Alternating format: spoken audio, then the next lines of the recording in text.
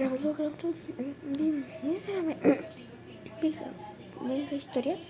Hoy estoy grabando una historia aquí por mi canal de historia de Sebastián Lerdo de Tejada.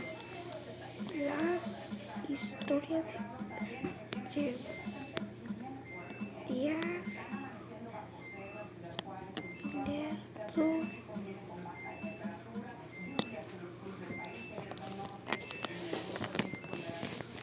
Cállense y vean.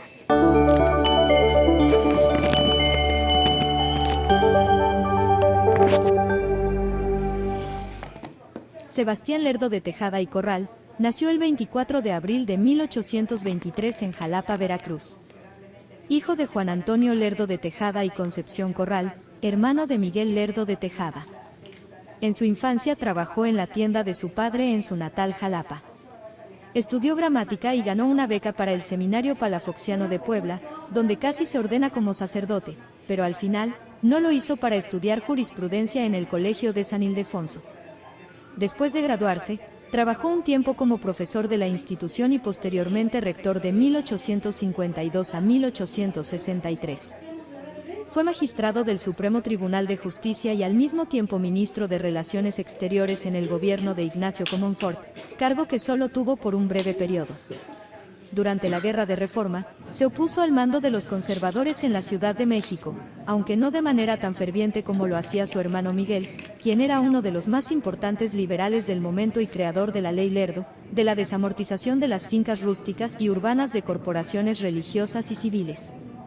Fue tras el fin de la Guerra de los 3 años y ante la amenaza de los invasores franceses que mostró un perfil más activo con los liberales y comenzó a ser cercano al presidente Benito Juárez. El 2 de septiembre de 1863 fue nombrado ministro de Justicia e Instrucción Pública, para días después, el 11 de septiembre pasar a ser ministro de Relaciones Exteriores. A partir de ese momento, Lerdo comenzó a acompañar al presidente Juárez en su peregrinar al norte del país para resistir la segunda intervención francesa. Sebastián fue quien ideó la estrategia legal para que la presidencia de Benito Juárez pudiera prolongarse hasta el fin de la guerra, puesto que el periodo legal de Juárez era para gobernar de 1861 a 1865, así que con ello derriban las aspiraciones presidenciales de Jesús González Ortega. Fue uno de los principales responsables del fusilamiento del emperador Maximiliano, a lo que de acuerdo con sus expresiones, dijo que al perdonar al otrora archiduque austriaco sería muy funesto para el país, puesto que debía darse un escarmiento a Europa para que la independencia nacional fuera respetada a nivel mundial. Además de que impidió la entrega del cadáver hasta que Austria envió una solicitud oficial. Finalizado el Segundo Imperio y reestablecido el gobierno republicano, Sebastián redactó la convocatoria para las elecciones de 1867, en las cuales se presentaron Benito Juárez y el general Porfirio Díaz, a las que el primero de ellos las ganó. Lerdo se convirtió en 1868 en presidente de la Suprema Corte de Justicia de la Nación. En ese entonces, Lerdo ya tenía en mente sus aspiraciones presidenciales. En las elecciones de 1871, Sebastián participó con Juárez y Díaz para ver quién sería el presidente para el periodo 1871 a 1875. Lerdo enarboló la bandera del antirreeleccionismo, pero al triunfar Benito Juárez en los comicios, a Sebastián no le quedó de otra que reconocer el triunfo del presidente y regresar a su puesto en la corte.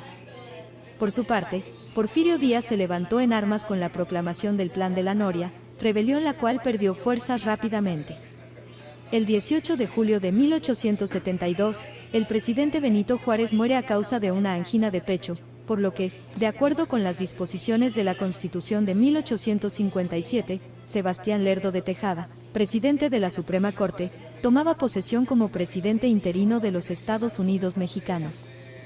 En octubre del mismo año se convocó a elecciones, en las que se presentó en contra de Porfirio Díaz. Sebastián Lerdo resultó electo presidente para cubrir el periodo 1872 a 1876.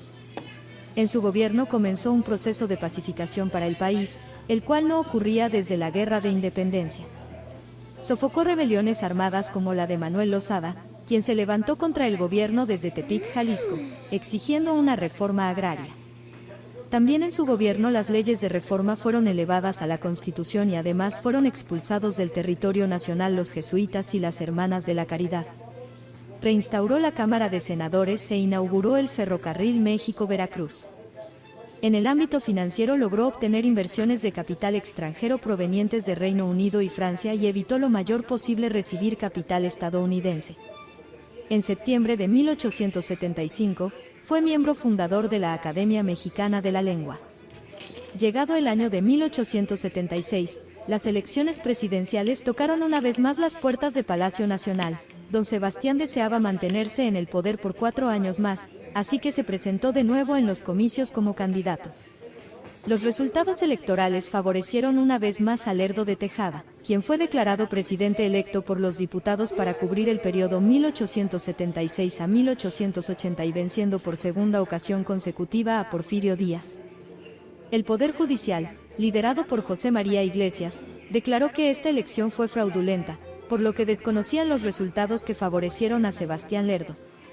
Porfirio Díaz aprovechó la situación para continuar con el plan de Tustepec, inicialmente reconociendo a Iglesias como presidente y llamando al pueblo a levantarse en armas.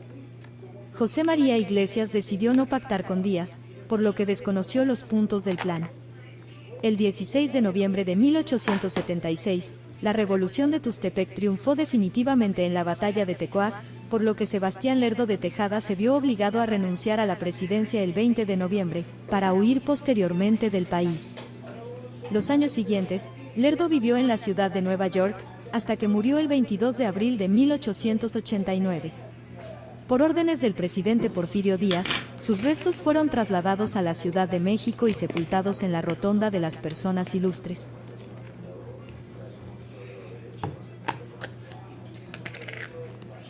Bueno, si te gustó el video, me los comentarios, escribe, activa la campanita de notificaciones para que no te pierdas un video más de Deja Historia. Chao, chao, chao.